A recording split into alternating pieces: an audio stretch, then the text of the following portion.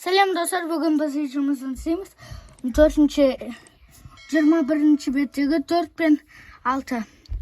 4-ші есепте бізде бірдің кубын табу керек. Бірдің кубын табу үшін бірді 3 рет көбейтеміз. Жауабы бір санның кубы. Ал 5 квадратты табу үшін біз 5-ті 2-ге көбейтеміз. Сол кезде 5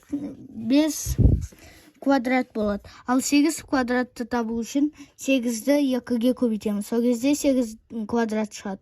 Ал 2 санының кубын табу үшін 2-ні 3-ге көбейтеміз. Сол кезде 2 санының кубы. Ал 9 квадратты табу үшін 9-ды 2-ге көбейтеміз. 6-ның квадратын табу үшін 6-ны 2-ге көбейтеміз. Енді 6-шы есеп. Бірінші этаж үй,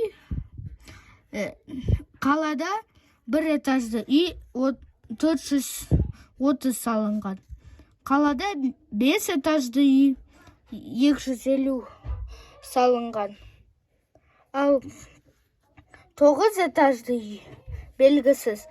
Оны табу үшін бірінші этаж үйдің санын 5 этажды үйден азайтамыз. Сол кезде 180 шығады. Қалада 189 этажды үй салынды.